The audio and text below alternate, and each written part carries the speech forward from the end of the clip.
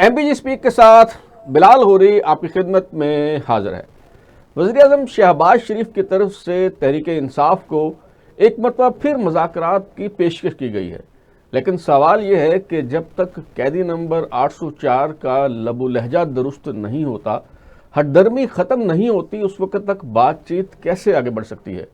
ایک اور اہم موضوع یہ ہے کہ گزشتہ روز chief justice Lahore high court کی طرف سے ایک فیصلہ آیا اور پنجاب پراپرٹی آنرشپ آرڈیننس جو ہے اس پہ عمل درآمد روک دیا گیا، اور اس حوالے سے chief justice Lahore high court کی طرف سے جو ریمارکس سامنے آئے وہ خاصے قابل ذکر ہیں۔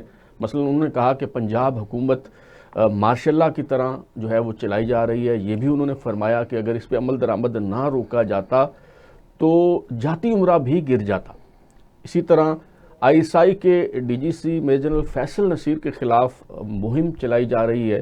یہ سلسلہ شروع ہوا ابصار عالم صاحب کے ایک ولاگ سے، اس کے بعد ایک مشکوک اکاؤنٹ جو عمار سولنگی کے نام سے چلایا جا رہا تھا اس سے ایک جواب دیا گیا، اور یہ سلسلہ یہاں تھما نہیں، یہ اکاؤنٹ تو ڈی ایکٹیویٹ ہو گیا، لیکن جاوید چودھری صاحب نے اپنے ولاگ میں کہا کہ جو 6 جج فارغ ہوئے اس کا کریڈٹ جو ہے وہ فیصل نصیر صاحب کو جاتا ہے۔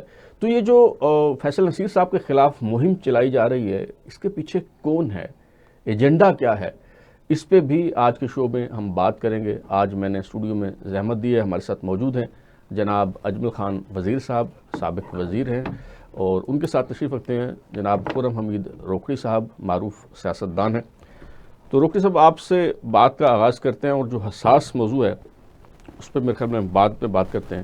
جو وزیراعظم شہباز شریف صاحب کی طرف سے پیشکش کی گئی ہے اور کہا گیا ہے کہ تحریک انصاف کے جو دوست ہیں، ایگزیکٹ اگر میں آپ کو بتاؤں تو انہوں نے فرمایا ہے کہ تحریک انصاف اور ان کے ساتھی ڈائیلاگ کی بات کر رہے ہیں۔ میں نے اس سے پہلے بھی متعدد بار بات چیت کی دعوت دی ہے، اگر وہ اس پر تیار ہیں تو حکومت پاکستان بھی تیار ہے، لیکن اس کی آڑ میں بلیک میلنگ نہیں ہو سکتی، البتہ جائز معاملات پر بات آگے بڑھ سکتی ہے۔ تو جب تک یہ جو ٹویٹس آ رہی ہیں، کل بھی ایک عمران خان صاحب کی ٹویٹس آئی اور اس سے پہلے بھی جس طرح کی باتیں وہ کر رہے ہیں، کیا اس طرح کے رویے کے ساتھ کوئی ڈائیلاگ ہو سکتا ہے؟ جی، ڈائیلاگ کے لیے اپروچ کا مثبت ہونا بہت ضروری ہے، اور فائنل حل پولیٹیکل پارٹیز ہمیشہ ڈائیلاگ یا بیٹھ کے بات کر کے ہی کرتی ہوتی ہیں، لیکن پچھلے 3 سال سے خاص طور پر ووٹ آف نو کانفیڈنس کے بعد جی ہم جو روش دیکھ رہے ہیں کہ اگر کوئی ڈائیلاگ کرانے کی یا مثبت اپروچ اڈاپٹ کرانے کی کوشش کرے گا بھی جی تو وہ ناکام ہو جاتا ہے بوجہ اس پارٹی کے اپنے جو سربراہ ہے اس کی وجہ سے۔ اب وہ جو اپروچ ہے اس کے اندر تو لچک تو ایک علیحدہ چیز ہے، آئی ڈونٹ نو کس اپروچ ہے وہ، کہ وہ تو ٹوٹلی ڈسٹرکٹیو اپروچ ہے۔ تو ڈائیلاگ کے لیے اگر وزیر اعظم نے یہ کہا کہ ڈائیلاگ کریں تو it's a good thing what he has said, یہ ایک پازیٹیو نوٹ جاتا ہے، تمام جو سننے والے ہیں وہ یہی کہیں گے کہ یہ بڑا اچھا جیسچر ہے، لیکن کیا اس دوسری طرف سے اس چیز کو کوئی مثبت لیا جائے گا، یہ سوال ہے۔ پھر کیا دوسری طرف سے کوئی ایسے اہم لوگ ہیں کہ جن کے پاس یہ مینڈیٹ ہو، یہ تو ایک چیز ہے۔ میرا ایک اور ریزلٹ ہے، ہم ایک ایسا معاشرہ بن چکے ہیں کہ ہم صاف بات یا سیدھی بات پسند نہیں کرتے، جی ایسے ہی، یعنی کوئی بھی جس بڑے مقام پہ ہو نا، بالکل تو اس کے ارد گرد وہ لوگ ہوتے ہیں کہ مثال کے طور پہ عمران خان کو کوئی جا کے کیا یہ کہتا ہے ان میں سے کہ یہ چیز غلط ہے، ہمیں یہ نہیں کرنی چاہیے، ہمیں یہ کرنی چاہیے، نہیں۔ وہ جب ایسے لوگ اوور آل پوری سوسائٹی میں ہر طرف، میں اس کی بات نہیں کر رہا ہوں، اوور آل وہ جب جائیں گے تو وہ کہیں گے آپ نے جو کیا کیا بات ہے، آپ کی کیا بات ہے، ملک تو ریڈی بیٹھا ہوا ہے آپ کے لیے، انقلاب ایسے باہر آیا کھڑا، بالکل آپ جو کر رہے ہیں نا آپ کمال کر رہے ہیں، بالکل، اور آپ کی بات انٹرنیشنلی جو سنی جا رہی ہے آپ کو پتہ ہی نہیں ہے، شہباز گل نے یہ کہہ دیا، فلانے نے یہ کہہ دیا۔ تو اب وہ جو تاریخ یہ بتاتی ہے، آج کی تاریخ نہیں، تاریخ یہ بتاتی ہے کہ بڑے سے بڑے جابر بادشاہ بھی جو ہوتے تھے تو ان کی جو انر کونسل ہوتی تھی وہ نہایت حکیم اور فراست والے اور مضبوط لوگوں کی ہوتی تھی۔ تو وہ سامنے جا کر جب مشاورت ہوتی تھی تو وہ ان کو بتاتے تھے کہ نہیں اصل چیز یہ ہے، ہمیں ایسا کرنا چاہیے، اور مشورے اچھے دیا کرتے تھے۔ صحیح۔ تو اس چیز کا اوورال فقدان تو ہے، جو جہاں پر جو غلطی کر رہا ہے جی اس تک ایک تو صحیح بات اس کو کہنے والا کوئی نہیں، دوسرا گھیرا ایسا دیا جاتا ہے آس پاس، جی جس کو آج کل نئی زبان میں کہا جاتا ہے فیلڈنگ ایسی لگائی جاتی ہے، وہ فیلڈنگ ایسی لگائی جاتی ہے کہ صحیح درست بات پہنچتی نہیں ہے، صحیح۔ تو کان وہی سن رہے ہوتے ہیں جو وہ سننا چاہتے ہیں۔ تو ایسے حالات کے اندر کیسے یہ ڈائلاگ ہوگا؟ I don't know۔ صحیح۔ ڈائلاگ کرایا کرتے ہیں مضبوط لوگ، ڈائلاگ کرایا کرتے ہیں خیر خواہ لوگ، وزیر اعظم صاحب کی پیشکش بالکل ٹھیک ہے، لیکن اس تک I don't know۔ صحیح۔ اچھا اجمل وزیر صاحب، جیسے روکڑی صاحب نے فرمایا، ایک تو یہ ہے کہ کوئی مشورہ انہیں صحیح نہیں دیتا، لیکن میری رائے یہ ہے کہ جتنے بھی دانا لوگ ہوں، فہم و فراست والے لوگ ہوں، عمران خان صاحب کوئی بات سننا ہی نہیں چاہتے، اور وہ کسی کی بات سنتے ہی نہیں ہیں۔ اور دوسری بات یہ ہے کہ عمران خان صاحب، مجھے جو سمجھ آ رہا ہے ان کی حیثیت تو وہ الطاف حسین والی ہو گئی ہے، کہ جیسے وہ الطاف حسین ٹیلی فون ایک خطاب جب کر رہے ہوتے تھے تو جو ایم کیو ایم کے لوگ ہیں انہیں پتہ ہوتا تھا کہ اب بھائی صاحب کوئی بات کہنے لگے ہیں تو وہ تار کھینچ دیتے تھے، تو وہ بیچارے تو ڈرتے رہتے ہیں کہ کب خان جو ہے کوئی ایسی بات کر دے جس پہ ہمارے لیے جو ہے وہ مشکلات کھڑی ہو جائیں۔ تو کیا اس طرح کی انوائرمنٹ میں بات چیت ہو سکتی ہے؟ اور پھر عمران خان صاحب جو ہیں اس حکومت پہ اردلی کی پھپتی کستے ہیں، لیکن جو تحریک انصاف کے لوگ ہیں، کیا ان کے پاس کوئی اختیار ہے، کوئی مینڈیٹ ہے کہ وہ کوئی فیصلہ کرے اور عمران خان صاحب اسے آن کریں؟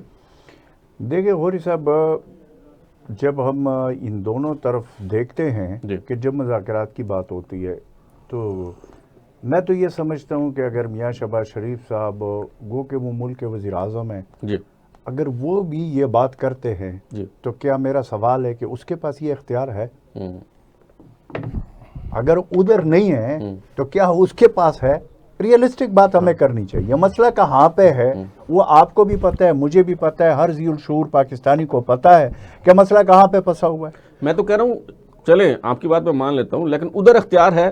محمود اچکزئی صاحب کو انہوں نے اختیار دیا، انہوں نے مذاکرات کی بات کی، اگلے دن عمران خان صاحب کا ٹویٹ آ گیا۔ دیکھیں اب جب بات ہم کرتے ہیں کہ جو سیکنڈ ٹیئر لیڈرشپ ہے، وہ تو آپ اس بات سے اندازہ لگا لے کہ یہاں پہ پتہ نہیں 90 پلس ہے یا کتنے ان کے ایم این ایز ہیں، اسی طرح خیبر پختونخوا میں ان کی حکومت ہے، اور پنجاب میں تقریباً 100 کے لگ بھگ ایم پی ایز ہے۔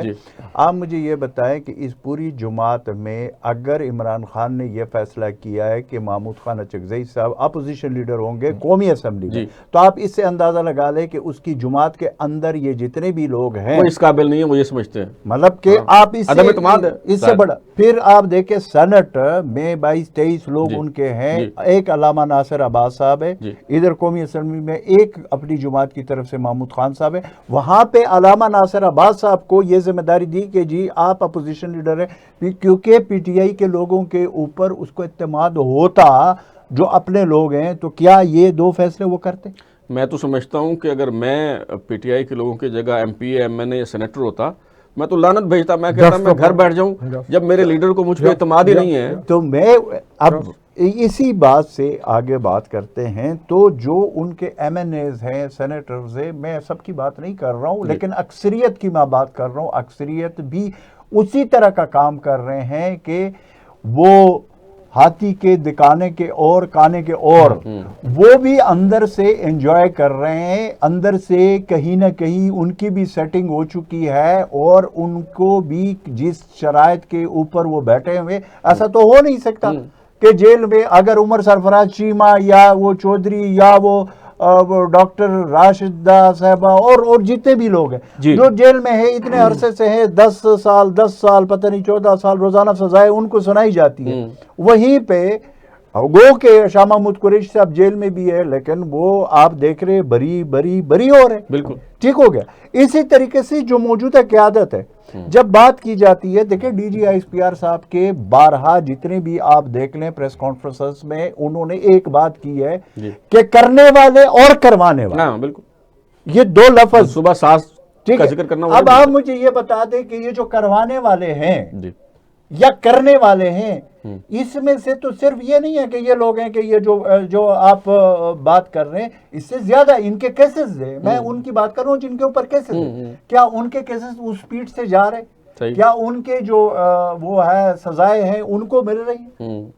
تو کہنے کا مقصد یہ ہے کہ پی ٹی آئی کے اندر جو گروپ بندیاں ہے، میرا نہیں خیال کہ پی ٹی آئی اس چیز پہ مکمل طور پر اتفاق رکھتی ہے. نہیں رکھتی میرے معلومات کے مطابق کہ اپوزیشن لیڈر ہمارا محمود خان اچکزئی صاحب.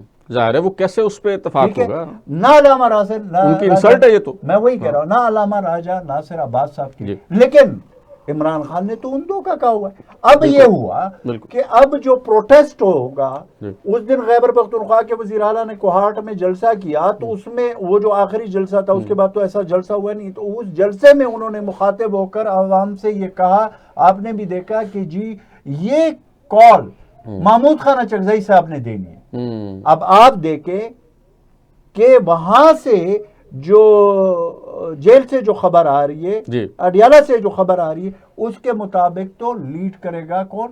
وزیر اعلیٰ. نہیں، وزیر اعلیٰ خیبر پختونخوا کو کہا ہے کہ آپ تیاری کر لیں اسٹریٹ پاور کی. وہ کہہ رہے کہ جی وہ تو میں کر رہا ہوں، لیکن جو کال ہوگا وہ محمود خان اچکزئی دے گا. اب تحفظ پاکستان، آئین پاکستان کی اس دن میٹنگ ہوئی اور 2 دن چلی.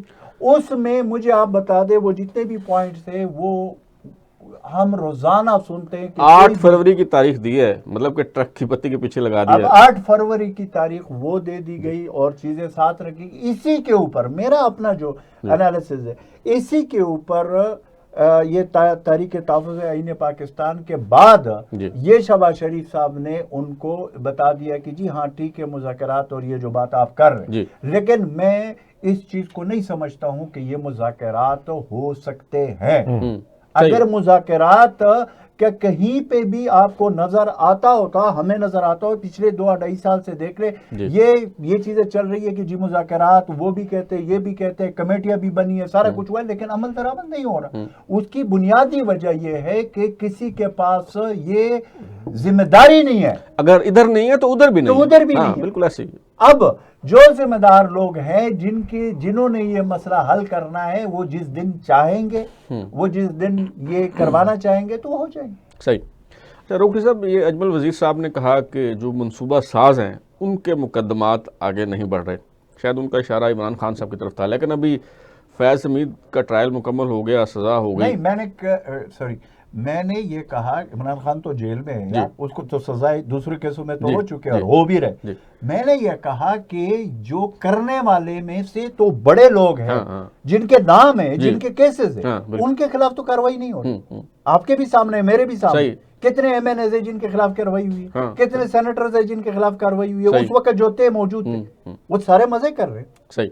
اچھا، اس مسئلے کا حل کیا ہے؟ کیا تحریک انصاف عمران خان کو پیچھے چھوڑ کے، یعنی جسے -1 فارمولہ کہتے ہیں، بطور جماعت آگے بڑھ سکتی ہے اور اپنی سیاست بچا سکتی ہے؟ دیکھیں وارث صاحب، جماعت یہ ہے ہی ایک شخص کے ساتھ منسوب کلب ہے.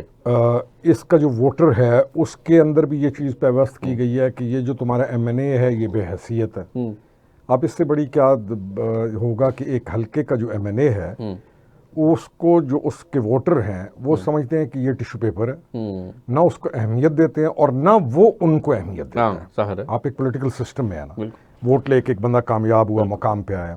اب ووٹر اس کو اہمیت نہیں دیتے اور وہ یہ کہتا ہے کہ میں کون سا کو ووٹ لے کے محنت کر کے آیا ہوں، میں قائد کی چاپلوسی کروں گا، میں کون سا کو محنت کر کے آیا ہوں. اس کو اچھا یقین کریں، میرے اپنے علاقے کے جو 2 ایم این اے جیتے ہوئے، جس دن سے انہوں نے الیکشن جیتا ہے انہوں نے علاقے کی طرف رجوع ہی نہیں کیا.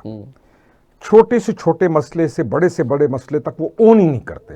وہ کیوں نہیں اون کرتے؟ انہیں پتہ ہے کہ کون سا ہم نے کو محنت کر کے ووٹ لیا یا کون سا ہم کو رسپانسبل، انہیں پتہ ہے ہماری موج لگی ہوئی ہے. میں یہ تائید کروں گا اجمل خان کی بات کی کہ ان کی موجیں لگی ہوئی ہیں، ان کو تنخواہیں مل رہی ہیں.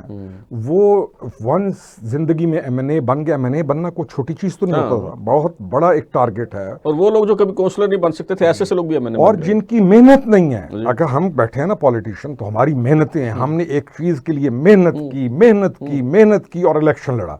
ایک ہمارے مقابلے میں جس کی کوئی محنت نہیں ہے, جس کا کوئی کنٹریبیوشن نہیں ہے, وہ ایم این اے ہے, تو اس کی تنخواہ بھی لگی ہوئی ہے, اس کے گرین پاسپورٹ سے دوسرے پاسپورٹ بھی بن گئے ہیں, وہ موج کر رہا ہے.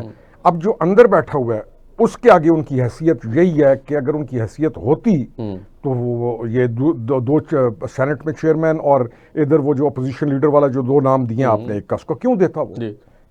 تو بڑی کنفیوژن ہے. آپ ایک پارٹی خود ایک ایسے ماحول میں لے گئی ہے پاکستان کی سیاست کو کہ سیاست اوور آل بے وزن ہو گئی ہے, بند گلی میں پہنچ گئے. سیاست بے وزن ہو گئی ہے. پولیٹیشینز جو ہیں بے وزن ہو گئے ہیں. ان کی حیثیت اگر پہلے کچھ اپنے کردار کی وجہ سے تھی نا کہ یار میں نہیں ہوں, میں جا کے کہوں بھائی یہ چیز غلط ہے, غلط کو غلط کہوں, اب تو پولیٹیشین ناراضگی معاف نہایت بے حیثیت ہے. دوستوں میں صرف سیاست نہیں, صحافت, عدالت, سیاست سب بے وقت ہو گئے ہیں, اور اس کا ذمہ دار کون ہے؟ صرف ایک شخص, ایک آدمی جو یہاں اندر پہ پڑا ایک مختصر وقفہ لینا ہے. جب بریک کے بعد واپس آئیں گے تو گفتگو کا سلسلہ یہیں سے جڑیں گے.